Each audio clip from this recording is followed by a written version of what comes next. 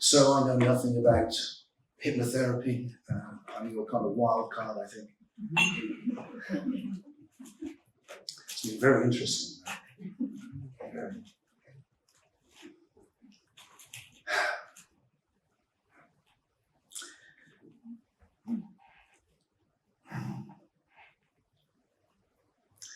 I spend a ridiculous amount of time wondering what this is that's happening for us. This flow of colours and thoughts and feelings in this extraordinarily large universe.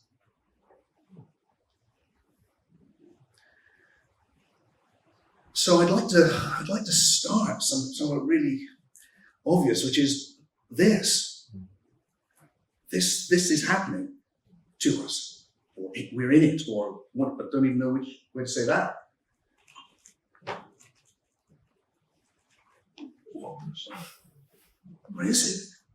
What is it that we're experiencing on this incredible journey full of the worst and the most beautiful whoa?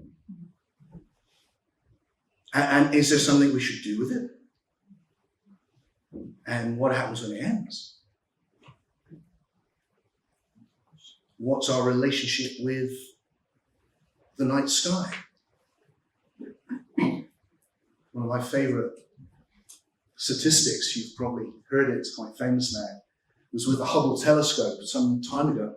They saw all these stars, and they thought, what was in the black bits? Where there's nothing. So they took one of the black bits, the size of the Queen's eye on a 10p piece, is the way it was described to me, to see what was there. And by using some amazing techniques, they could see what was there. And what they found there was billions and billions and billions of galaxies. Not just stars, but billions of galaxies. And each galaxy is full of billions of stars. So the place I start is, this is the most breathtaking mystery, isn't it? And what's interesting to me is how we can go around most of our time without noticing that. How we kind of go around as if it wasn't. And how little time we spend going, wow, billions of stars, right? So what happens when we notice? Well, what happens to me, you may have felt this already, is something shifts straight away. Something shifts. And you're kind of out of this, and you start to enter this. It's the best way I can describe it. And that's something which, in the world of spirituality, where I've spent most of my life, gets called awakening, although that word is used in lots of ways now. And I first stumbled into it when I was very young. When I was a kid, it always felt like, right back then, that life was this incredible mystery, and what the hell was going on, and why are all the adults in some sort of coma? Why are they all going around pretending they know what's going on, but clearly none of them do know what's going on? It's like this, not just an elephant in the room, just like a bloody whole herd of elephants in the room, which no one ever mentioned. And I grew up in a very, how can I say it politely, banal town in the southwest of England, sort of place where you want to drive straight through. And I would sit on this hill, which was a rather lovely place actually, and look at all the little people busy living their lives and not thinking about dying. I was about 12, and something happened for the first time. And it made a huge impression on me, and I wrote about it, so I have a record of it. Which was, I experienced what I now think of as a deep awake state. And you may have experienced this. A lot of people have. A lot of people, in different ways. And I went from this to suddenly and dramatically, and found myself in the same world, but as if it had been sprinkled in fairy dust, where my senses were really alive, where the green of the grass was green and the sky was blue.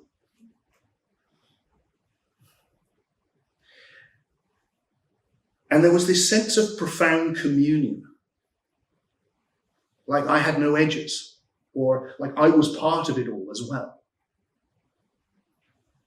You may have experienced that. And then perhaps the thing which made the biggest impression on me as a kid, and still actually, like the whole universe is just pulsating with what I can only describe as love. Like the whole thing is being held together by something so benign that it's holding everything. I had no idea what happened to me. I knew something had happened. And I went down from the hill, and I don't suppose it lasted that long. It's kind of timeless like these things are. And I went down from the hill and carried on being a very confused and difficult teenager. I'm sure if you could ask my parents, they would tell you that. But I was also on a quest, which is still going on, which was what the hell happened? How can I get back there? How can I take it deeper? How can I share that with other people? And what's the best way to understand it? So here I am 50 years later. And I've written books on all of these different spiritual traditions, really going through them and going, look, at their heart, there seems to be human beings like you and me who one day went, whoa, and then tried their best with the language they had accessible to them to describe it and find ways back and share it with others and understand what happened.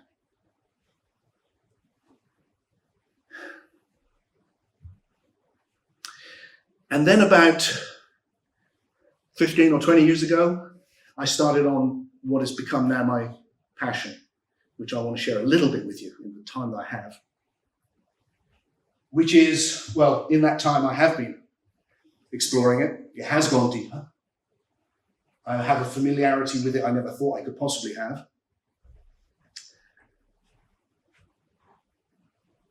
And I've shared it with people all over the world. And what has blown me away is that what I thought was a really difficult thing to experience, because that's what I was told. Mm-hmm.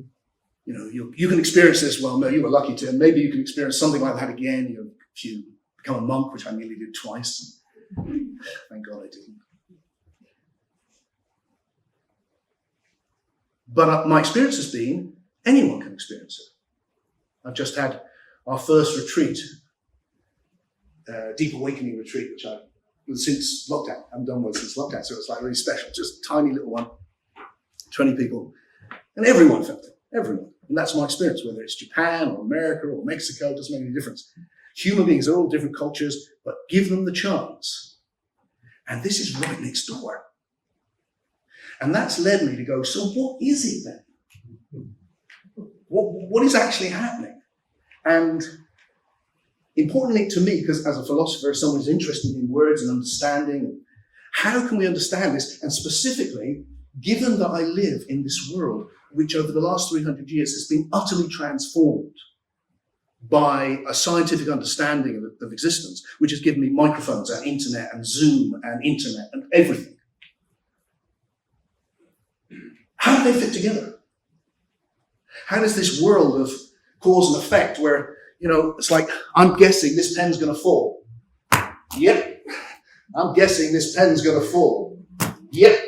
How does that fit with magic happens? Some of you will go, yeah, I'm hoping, because my life is full of it. But this pen's going to fall. Yep. So how does that fit together? How does the spiritual experience fit with this world? And I think, for me, in my last book, Soul Story, which is at the back there, and then since then, especially during lockdown, I've been trying to find a way of articulating a new understanding, which brings together threads in a new way. Now, when I did my TED Talk in Berkeley, I ended up saying, look, a new paradigm is coming. It's coming. And it felt, I think some people have loved it, other people have gone, oh, that was a bit presumptuous. And my feeling is, it's not presumptuous. Of course a new paradigm is coming. You think we're done? Think we've arrived? Of course we haven't arrived. We haven't even started. A new paradigm is definitely coming. It's just a matter of what will it be and when will it come. Now, my guess, I'm not saying it's what it's going to do what I'm going to say today, but my guess is, my hope is that it is something which can open up the whole of human experience. Because what's happened in the last 300 years, especially amongst the intellectual elite, the academy, it percolates down, actually, through all of us, is a particularly dominant view, a philosophical view, which gets called scientism, to differentiate it from science, which is a method. And science has given us so much, I can't tell you how much I respect it. And it keeps changing, it keeps learning. But it's embedded within a philosophy which strips all meaning from human existence. Literally.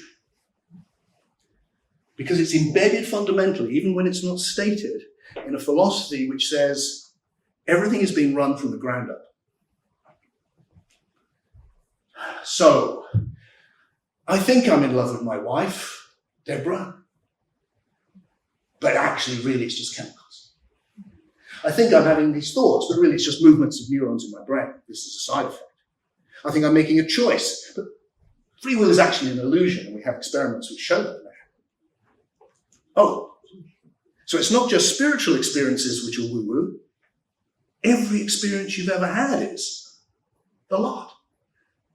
Everything can be reduced to biology, biology to chemistry, chemistry to physics, physics to quantum physics to mathematics. So the meaning that we are finding, there is no meaning. It doesn't exist. There is no purpose. The unspoken worldview at the moment is, you've arrived here by chance on a ball of rock in the middle of nowhere, hurtling around the sun. You're going to be here for a few decades, long enough to go, what the fuck, and then you're gone.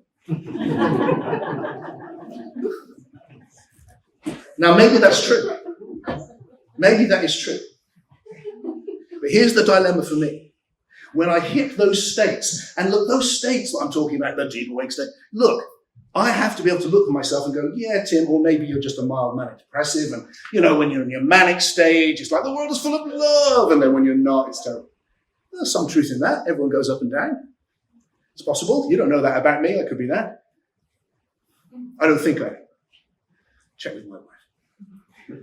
I don't think I am. I don't think that's what's happening. And what strikes me about those states and about all the states that I've seen other people in and explored, they feel more real, not less real.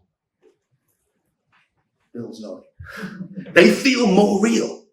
It's like you're seeing more of reality. You're not entering a delusion. It's a different thing.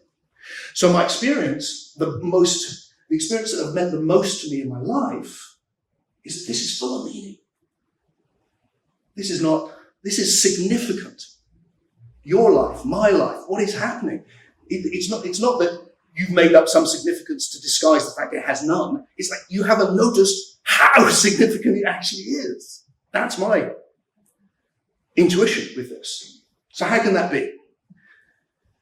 Well, I think the basis of this new understanding, when it comes, is already there.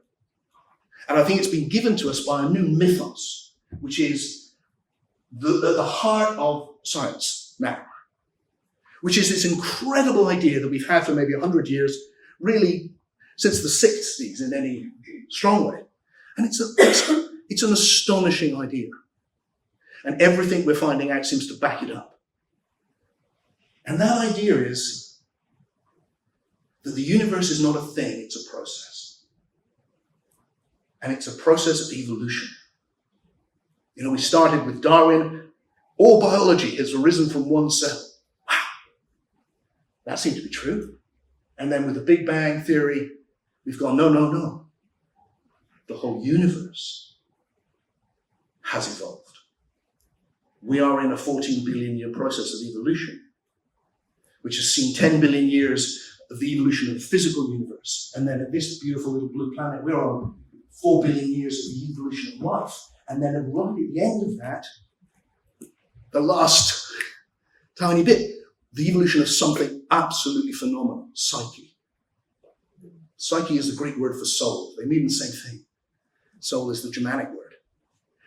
The scene after these 14 billion years, the arising of matter, which is now alive, and then which is conscious of itself and can imagine. It's experiencing another world. A world you can go off in dreams, completely go into, or visions, or meditation, or psychedelics, or ayahuasca, or 101 ways. And if you've done that, you know. That's what's come at the end of it. That's incredible. That's incredible. I think we are in it right now. It's like when people say, I don't believe in the soul. I go, what are you talking about? You couldn't process those words if you weren't experiencing your soul. Because your soul, or psyche, is that non-material domain in which you're hearing the meaning of these words. Look, physically, in the biological, in your sensory world, you are looking at a monkey with clothes on making funny noises. But in the psyche, which is nowhere, you're hearing meaning. Meaning has evolved. It just has. It's a completely different level of reality. So how can we describe that? Here's the hypothesis I'm working on. And it really thrills me because it's so simple. I don't know if it's true. But I do love it. Because it's just so elegant. You just try it out. What if what this is one process of evolutionary emergence?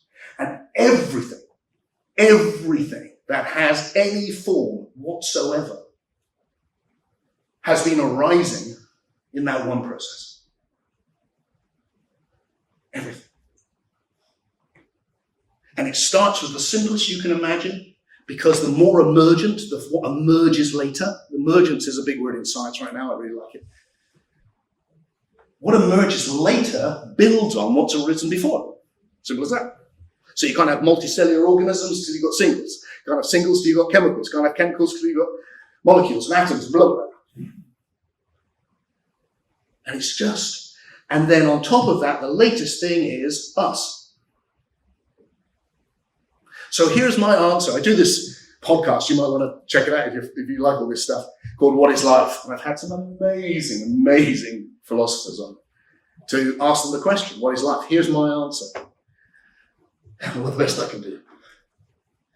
What is this? This is the one in relationship with itself, in a process of realizing potentiality in ever more emergent ways.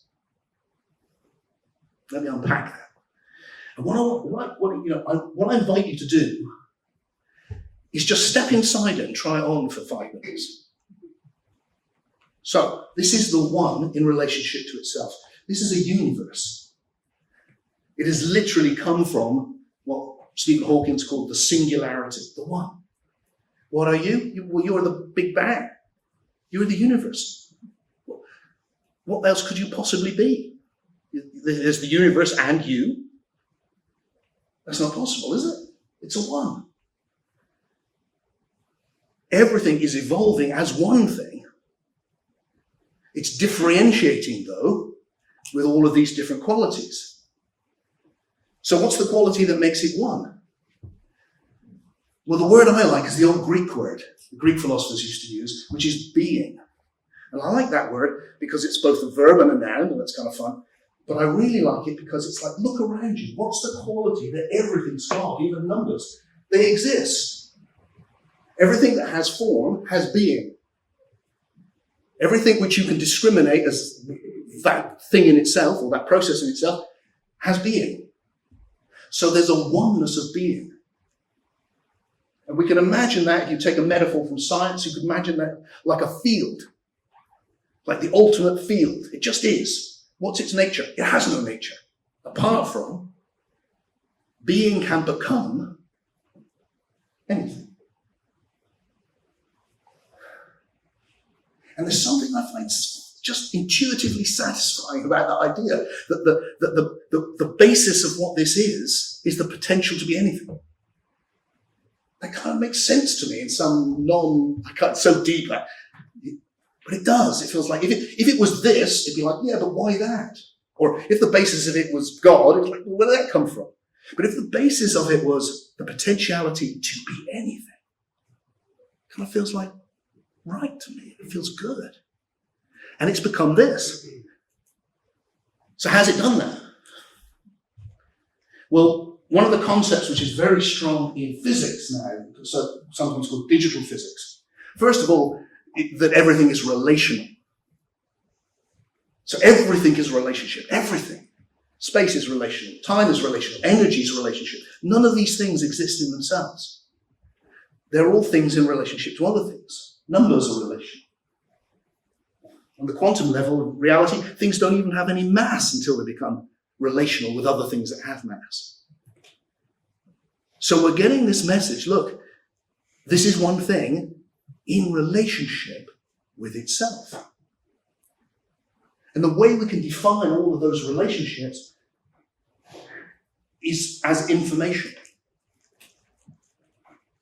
So you've got this, I think there's a guy called John Wheeler in the 70s, 80s, who first developed this idea of physics, that there is information. That's the basis of it. Not things. He called it from bit, ones and zeros, or ones or zeros. The simplest thing you can imagine has developed into this. Well, we have analogies, of course, with this, which is virtual realities. Literally, my voice is being reproduced by the speakers. Now, everything can be. We see how that's possible. But here's what I'm not saying. I'm not saying this is really the Matrix. I'm not saying this is really just information. I'm saying the opposite of that. I'm saying the opposite of that because I don't want to reduce this to the lowest level. I want to say that most foundational level has emerged through this ever complexifying relationships to this. And what's this? It's the relationship with you and the universe. Because you're a relationship, aren't you?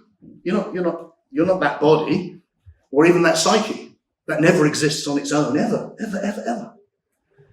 You're always the relationship between you and the whole. Always. You're both. Carl Jung once famously said, what is it that we can use? If mind and matter, psyche and body, they're related. They must be a language we can talk about them in, which is one language.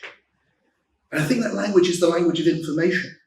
It's just the information has emerged onto greater and greater levels. And now it's reached this level of psyche. And it's a new level of information, folks. It is not reducible to the brain. So I'm just going to talk about this idea because I introduced it, about science has gone down this dead end. It actually started down the dead end. That's the problem. Because scientists are brilliant. I don't know how they do it, beyond me. But usually not very good philosophers. To be truthful. They don't think they've got a philosophy. That's the problem. They're unconscious of their philosophy. They think it's just the truth. Which it isn't. It's a way of seeing things. So when you look at the birth of science, you get someone like Isaac Newton, discovered the laws of gravity, right? He's actually an alchemist. He believes in God. He's often called the last of the magicians. But he discovers the laws of gravity. The laws of gravity. Why are they the laws? Why have we got this legal metaphor? Where did that come from? Well, it came from his idea that God had laid down the moral laws, Ten Commandments, and then God had laid down the natural laws, which he was busy discovering. And everything obeys the natural laws. That's why we call them laws. Well, science has now got rid of the lawmaker.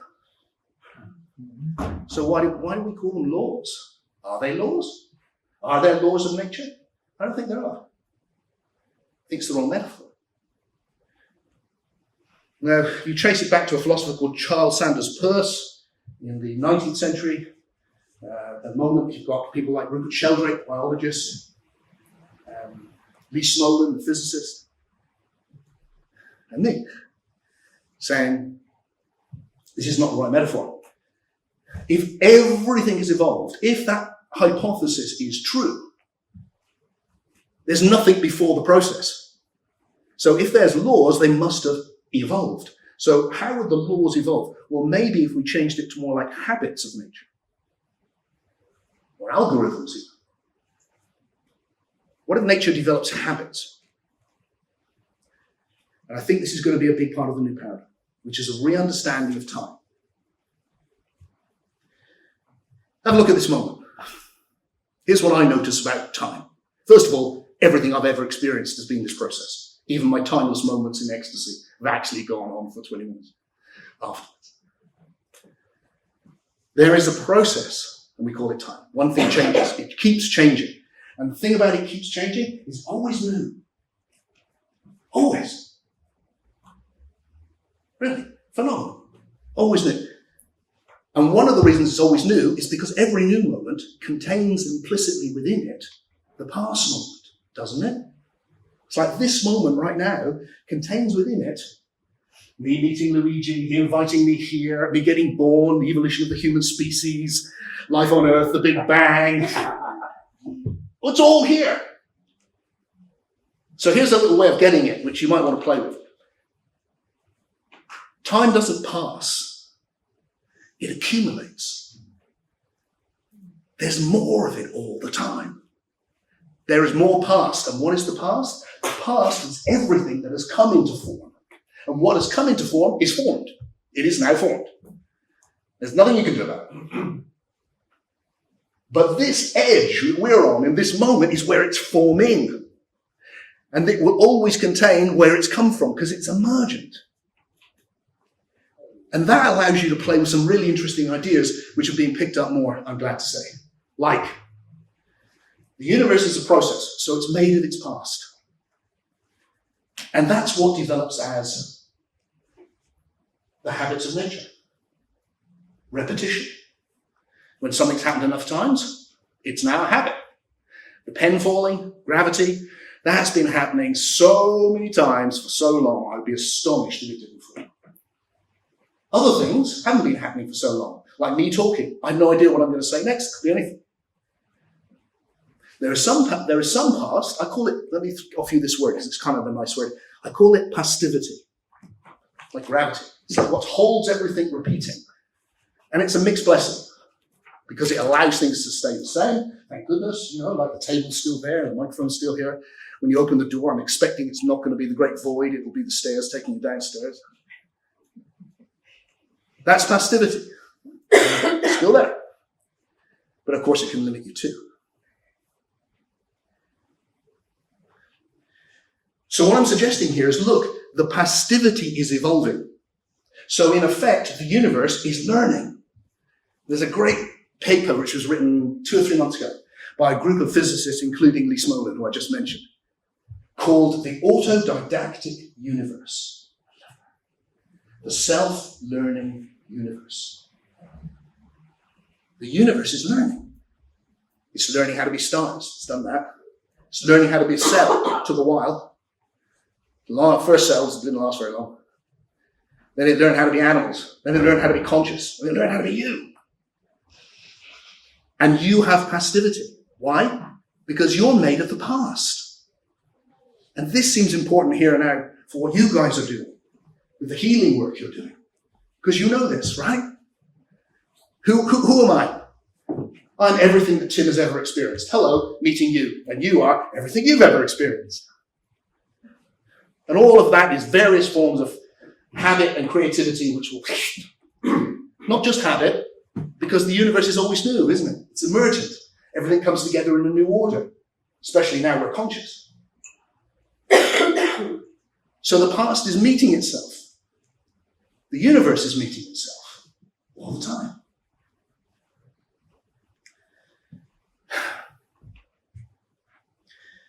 So this has this frees us, first of all, from that ghast. We can keep the good science, which is nearly everything, and get rid of the one bad idea. And They almost took my TED talk at Berkeley down because they thought it was woo-woo. I want to say, I mean, these are ideas that philosophy has been exploring for thousands of years. I really object to that. But the idea which gets called determinism and reductionism, the idea that really all of this is being run by the laws of nature on the basis level, the idea which is prevalent, and even wonderful human beings like Albert Einstein believed this, that the whole of the future is all happened. Why? Because it was all there in the first moment. It's just being click, click, click, click, click, click, click, because of the laws. And if we knew the laws, you could predict everything.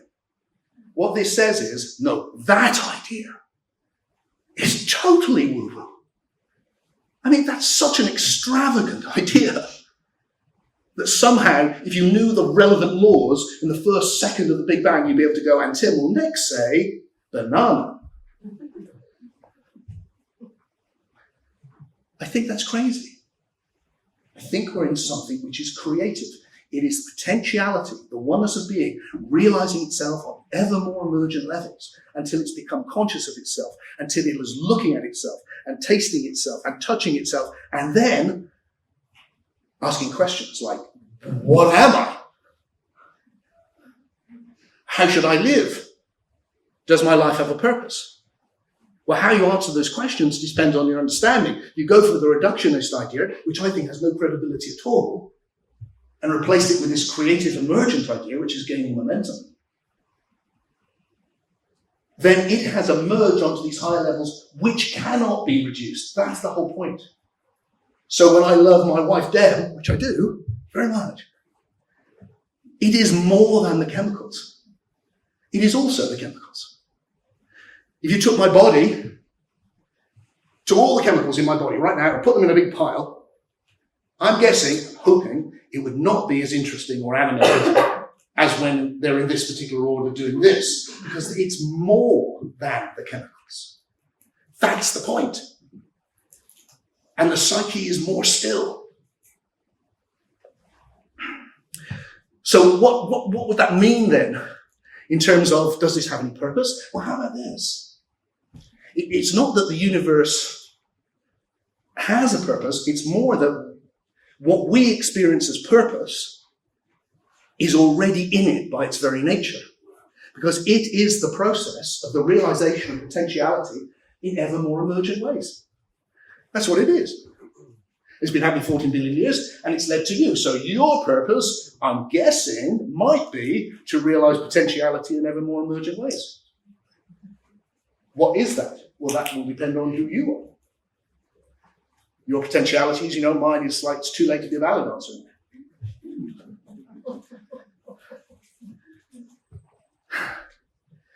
So you suddenly get, you get a version of existence which goes, look, the whole thing's been leading to you. You're not a byproduct of something. Your psyche is a higher level of information to your brain. It is. When I'm giving you these ideas, your brain's involved for sure. But it's a higher level of organization. What's happening is, what's relating here is an ideational network of meaning. That's what's relating. And the brain is involved in that, but it's not the brain. Which is why you can also put ideas on a slide, now it's in there. Or on a CD, now it's in there. Or put them in a book, keep them sealed up for 2,000 years, and then they pop out. Because it wasn't in any one of those things. It's its own level of information. That's what it is. So that's what we're doing this with. We're on this non-spatial domain of immaterial, transmaterial, really, information. That's where we've arrived at. A whole domain, in my view. Not a little bubble around my head. I've really got that doing the hypnosis. It's like there's no bubble around people's heads. It's like we all just, ooh.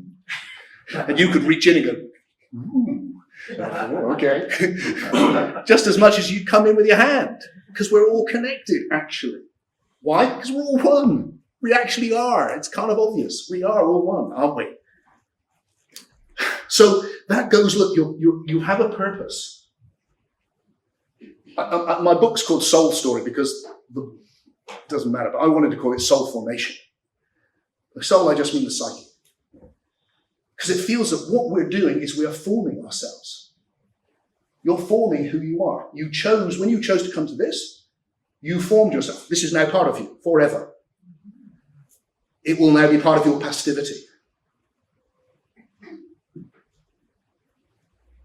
You can go in there and change that, and develop new habits. That's what you guys are skilled helping people do. See it in new ways, bring the bits of passivity which are clanking up against each other, get them talking to each other, like Mark was talking about.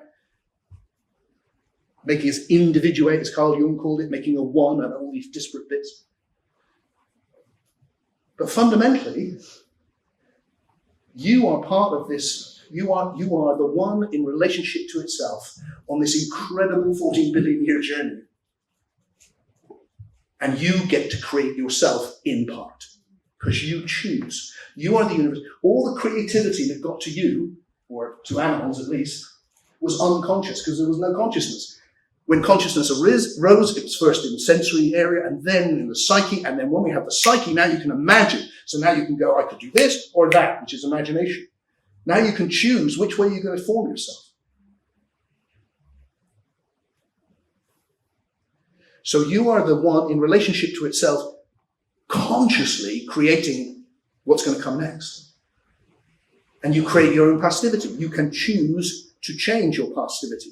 Make it something else. Make it better for you. And you can choose to develop positive passivity. Good habits.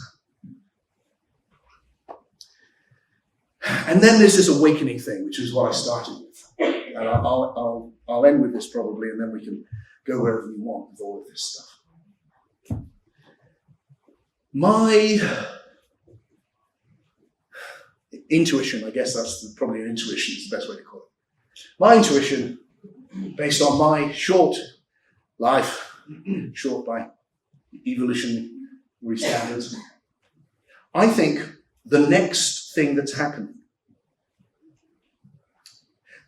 historically, we've been through this immense period of individualism, although that sometimes has bad connotations.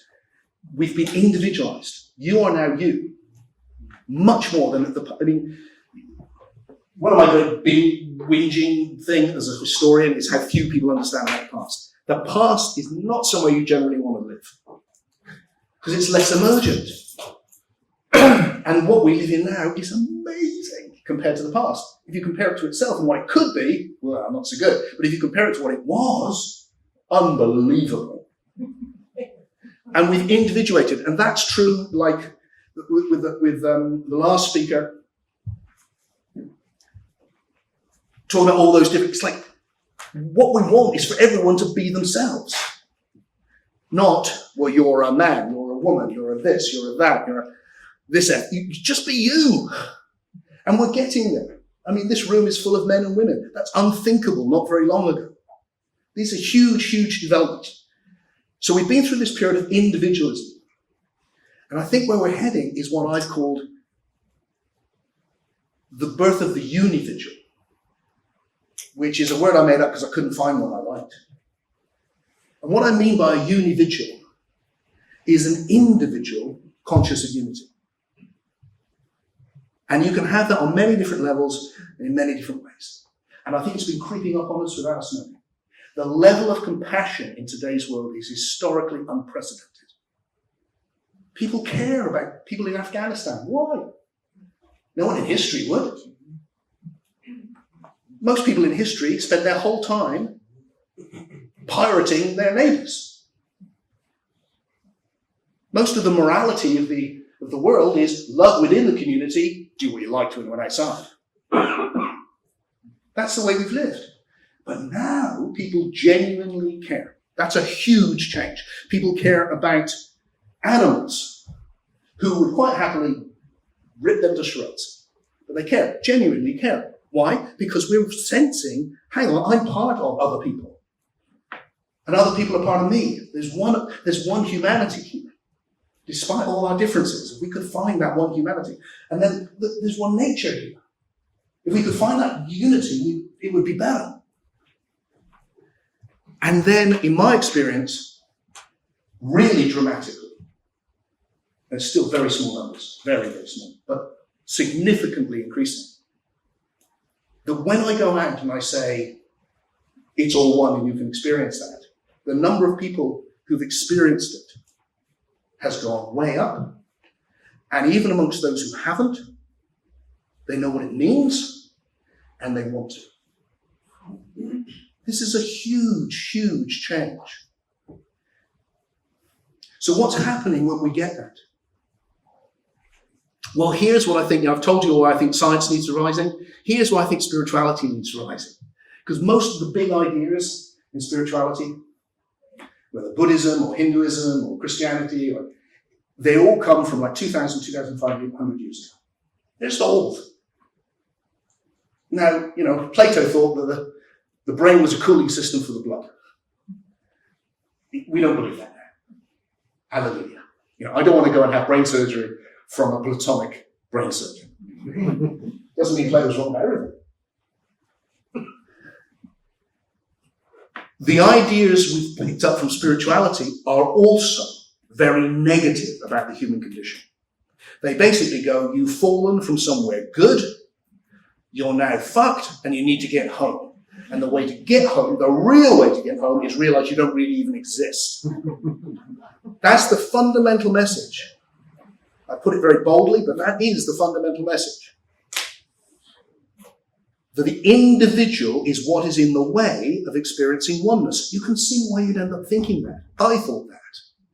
You experience the oneness, your attention is completely in this other place, like with a hypnosis meditation. It's like, bang, it's great, all this light, and it's like, oh, and then you're back. So for the first part of my spiritual journey, it was like, oh, this bloody Tim thing. If I could just get rid of Tim. And I keep on like, get back in this. But actually, it's been the opposite. Actually, the way it seems to me is that Tim isn't the impediment to the experience of oneness. He's the foundation from which the universe, as Tim, can experience oneness. And what Tim needs to do is be a solid foundation. And if he's not a solid foundation, it won't last. But as it becomes more solid, and what's that? It's the passivity, it's the past. You've done it enough times that you can find it quickly or quicker. Doesn't mean you're perfect. You're able to experience it more. And that's what's happening to people who are doing this, and it's what's happening to us collectively, I think. And what we're all doing in trying to find the good, in trying to be better people, is leading towards that unividuation, becoming unividuals. And how does that feel? Well, I just said we had this retreat. One of the things I do, you may have done it, I've been doing it for decades now, and I just fell into it, and now it's been done by lots of people. I love it, but obviously it wasn't just because of me. Is I just get people looking at each other. Last Saturday, around this time, we were getting ready to come back in the evening. A group of 20 people, some knew each other, some strangers, a couple brought along by their wives, thinking, what the hell have I let myself in for? And we sat down, and everyone was facing somebody. And it was beautiful, and we had candles, because beauty is emergent, very emergent. That's the ability to appreciate beauty, that's a really new thing. Very new. Wonder, that's emergent. Music, play music. Why? It's emergent. Really emergent. That takes you to a more emergent place. Wow, all of that. And then I get you to look in each other's eyes. And I say, just look. Because what you see is this amazing thing. It's a face, a unique face looking back at you, which is really up close. Like, wow, it's amazing. And then just look a bit deeper and go, yeah, but what you're connecting to is a psyche. You can't see it. You can't see it, you can't hear it, you can't touch it. Something you can't see is connecting with something you can't see through the looking. And it's happening all the time. And suddenly you're like, whoa, this looking business is amazing. And then if you sit with it longer, and you just go, well, try on this. You're the one looking at itself. How's that?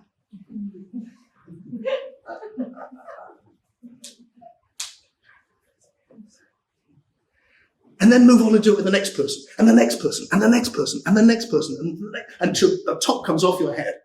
And you just go, wow, what is this life I'm in? What is it? Because when I'm like this, I see this. And then when I'm like this, oh my God, what we're in, folks. You know, what we're in is utterly extraordinary. Just words do indeed fail. So, there you go. It's been lovely to share some of that with you, and I'm happy to dance around and go wherever you want to go with all of that. I think that's the essence of what it felt like. Hopefully would be of value to you this afternoon.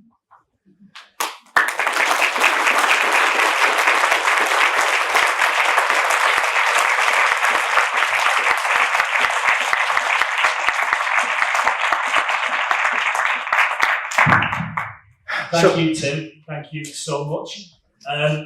We'll do some Q&A, shall we, Luigi? People got questions? Yeah, loads. Before we have those, I would just like to personally thank you for one of your quotes, which is now firmly embedded in our training materials. And for those of you that haven't trained with me, that quote is, "Every heart assured of safety opens instantly." Can't top that, really. Oh. There you go. All right. That's nice to know. Where do we go? And just Wherever you want to go. Louis. Thank you. I thought that was brilliant. Really enjoyed it. Thank you. I can't help feeling as well that there's a sense I have also of an emergent sadness too. I'm thinking about what works underway at the moment with Extinction Rebellion, the way the world is changing, the way the world is being depleted. I find that a horrifying thought. I've got a new granddaughter, and I'm thinking, do I want my granddaughter to have another sibling? And there's something else as well. I don't want it to be the... No, I hear you. I hear you. I don't want it to be this, the story of the fall. No, I hear think you. it's part of the emergence. Yeah. The emergence isn't all wonder. Nope. Part of the emergence is also fucking shit too. Yep.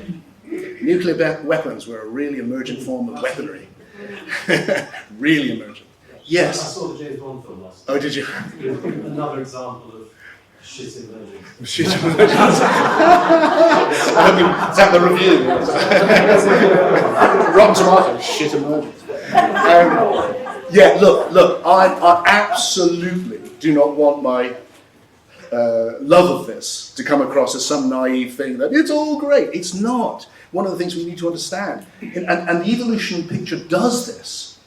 It's like a lot of people think in philosophy, in life, in politics, that if something's wrong, it's because someone's messed it up. No, it's because we haven't got there yet.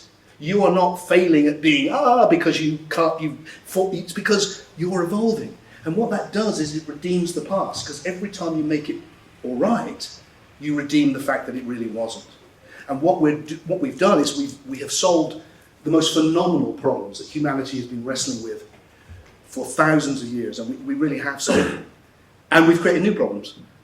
And now we need to solve those. So without going into it in huge detail, my own optimism, which is strong, comes from the deep awake experience, I have to say. Now that could be delusional. It could. Or it could be I'm just a kind of optimistic character and for various reasons. That's all possible. But it is there, and it comes because every time I touch it, it just feels like something so good is emerging that if that we can make this all right. Now, I don't know that we will, and perhaps we won't. But in response to the dilemma of what's going to happen now, my own feeling is we need to turn down the fear and we need to turn up the hope. And the way, because the fear is there and it's real, but fear makes us give up, actually. It freezes us.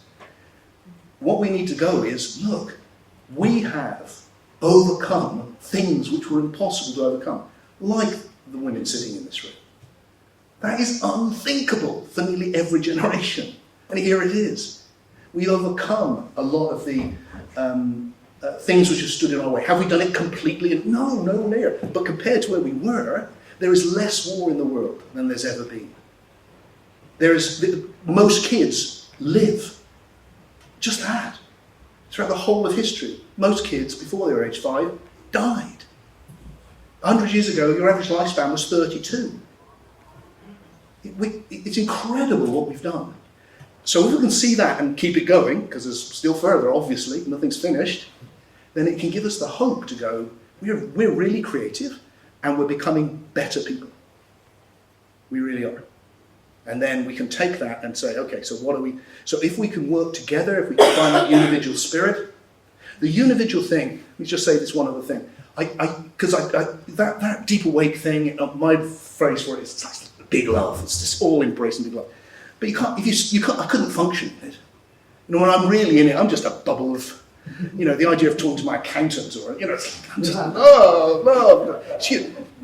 So it's like that goes, it doesn't last. And that profound oneness, it goes, it doesn't last. I don't know anyone who, you know, but there is something in my experience which stays. And I think it's this universal benevolence that stays. And I've noticed it in myself, and I notice it in other people all the time, and I bet this room is full of it. Which is that even when I'm shouting at some idiot on the television because they disagree with me, I still wish them well. Really, really wish them well. Because I wish everyone well, actually. And that universal benevolence is what's arising. And if we can keep that going and then live for it, and that's why I try and go, look, can you see what you're in? To myself and to you, because if we can, then we will do that. Because why would you not? It's only when we go, whoa, that those dangers kind of creep up from behind like monsters. That's mine. Thank you. Thanks. So after 14.5 billion years of emergence, with absolutely no human input whatsoever, Yeah. isn't it a bit human-centric to say that this individual thing will be a human thing? Would be a what thing? A human thing, created by humans. Or do you think it's more likely that the process is advancing on more than one front? And so on. You mean with other animals and other life? In other places, and they might get there first? In the other places in the galaxy? Yeah. Oh, Jesus Christ, I hope so. And we might therefore be a dead end? Well, we might be a dead end, and we might, you know, that could happen, of course. There's nothing, the future, I mean, I really don't think the future's fixed. I really think it's creative. It's open, who knows? And who knows what, you know, it's a big galaxy, who knows what's happening elsewhere, and let's hope that there's intelligent life throughout it, because that would be reassuring, wouldn't it? That it was like, we could get there. But here's what we do know, that on this planet, all these different forms of life are specialised in different things, and we have specialised in psyche. Massively. And on a totally other level. That's what we've specialised in. And that is where the unividual thing is arising. We also know that it's the latest thing. Everything is evolving. Everything is still in the process. But this is what's happening for us. I'm not saying it's the universe as us is doing this. Who knows what the universe as everything else is doing? Loads, I'm sure. And that's why I say, look, the grounds I would suggest is the possibility to be anything, which happens to become you and me having this conversation right now. Others? Hi. Thank you very much for keeping my brain around so comprehensively. I think this is slightly related to the first question, but I was wondering, given that the ideas you presented are so expansive and optimistic and motivating on the whole, is in the context of that, is there any way in which you think individuals can encounter pain in the here and now? So, for example, the pain of physical disability, or when accidents happen, when catastrophe strikes, and we are in the middle of it. Is there a way we can encounter that that's not just, well, I'm part of a process of becoming and emergence, and the big picture is for the one is optimistic. How do we do it on an individual level? Is there anything? Yes. So I'm so pleased with these two, both that question and the other gentleman in the red, because, you know, my enthusiasm can overcome me, and I think life is full of suffering. You know, I don't think we tell our kids how hard it is. I think it's and it's because we have to live with all the less emergent levels. In ourself, I have to live, with parts of me that I think are gone and then they're not, and then I have to live with a body, which is great, but there's also, as you get older, especially, for some people when they're young, and then you have to live with physics. So I have to drive here, and those are trivial, fun ones, but there is huge suffering involved in that. And then the magic happens. So if you'd like to get on your feet.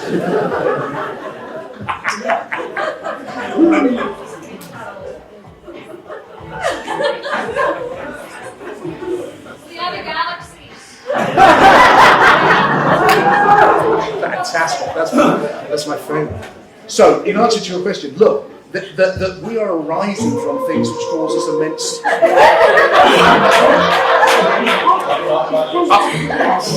And then play for what can you say? I want to talk about suffering, but the universe.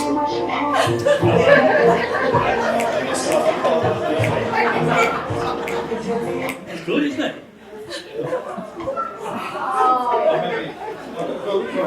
And now you're back to me talking about suffering. You know, which do you prefer?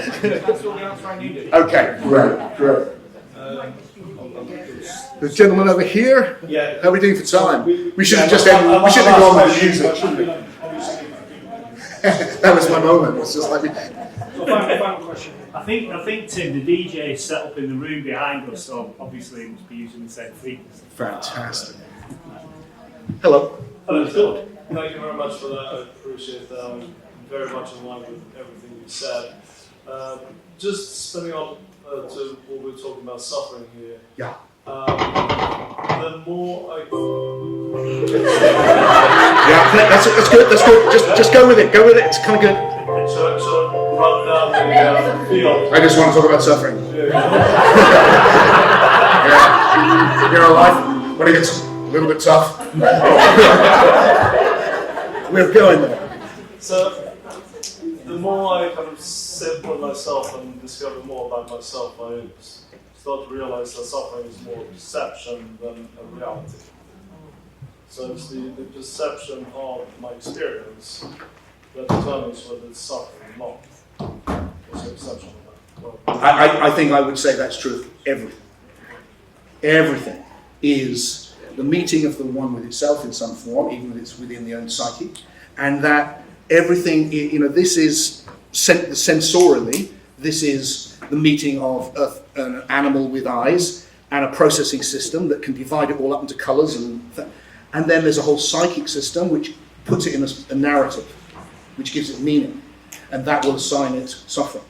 Now, the pain will come from a sensory bang on the toe or something worse, and then that will be read, and then that will be placed in a conceptual structure, and then a narrative which gives it meaning, and that is what suffering does. It doesn't mean I don't think it's an illusion or anything like that. I just think it means it's part of the relationship. So I am in no illusion. You know, for me, it's like, God forbid, but if I got a phone call telling me that something awful had happened to my daughter, it would. I mean, I can't even tell you. It would just. Well, is that just a perception? Well, it is a perception. Well, you start to go through the motion of the experience. Yeah, it is a perception. Yeah. But for me, it's like it's perception with integrity. So for me, maybe I can end with this thought. But for me, one of the big things for me was that, which made me reject the Buddhist ideas and all that of like non-attachment or freedom, was when she was born. You know, when she was born and Deb was in the birth pool and this little thing was passed to me and opened her eyes for the first time and looked into mine, I realized that love was suffering. I realized that if anything ever happened to this little girl, I would really, really suffer. And I realized I was willing to take that risk. You're going to find this out soon. And so I chose it. I chose love, and that included suffering. So I think we need to understand that suffering isn't always a negative thing. It's part of the fabric of how we interact. It plays a role. It can be negative, it can be positive, like everything. And love embraces it. And in fact, love it doesn't remove it. And for me, the awakening I'm interested is into that love or that benevolence, not away from the suffering. Have we got time for this lady who's just put her hand up? Have we got just one more question? Yeah. You can grab me afterwards. I think this lady had it, if you don't mind. Yeah, just one more question, because we're going to have to break for the... For the DJ. Yeah. just check that's on, Luigi. Thank you. Yeah. I'll be quick. This connection, this wider connection, Yeah. is going to sound a bit provocative. Do you think that's on a human level? I mean, we are more connected via internet and technology, but on face-to-face contact, we are becoming more isolated. I don't think we are, personally. I think I'm sure it's happening for some people. I just think we're getting more and more and more connected. And I certainly think that with the young. When I see my kids who are now beginning to get grown with their friends, it's like they're not less connected, they're always connected. And they have deep personal relationships. And I feel that now with my friends. It's like we're just instantly connected. The connection is just growing. But that's a kind of a structure which is allowing the connection. The real connection is on the level of psyche. It's on the level of soul. That's what's really happening. And when you sit now, I talked about the gazing. Deborah and I were meant to be doing a retreat in Japan just as we went into lockdown. And so they said, will you do this 4-day retreat online, on Zoom? I've never done anything like it. And to have people gazing across the world and going, oh my God. And now regularly I'll have people literally the four corners of the world, connecting with each other and feeling that non-spatial connection of psyche. Because we can now. So I think it allows the actual connection, which is on the transmaterial level of soul. And that's where we were connecting. I think that's where we connected in the hypnosis experience, it felt to me. And it's where we feel, where we go, we feel like one. And for me, with the work you're doing, the reason I said yes to come, partly because of beautiful Luigi, and partly because I knew there'd be all beautiful you on this journey, and that no one would be doing this sort of thing unless they had that benevolence, that curiosity, and that sense that there was something to be done. So thank you for all your kind attention. Tim, on behalf of everyone.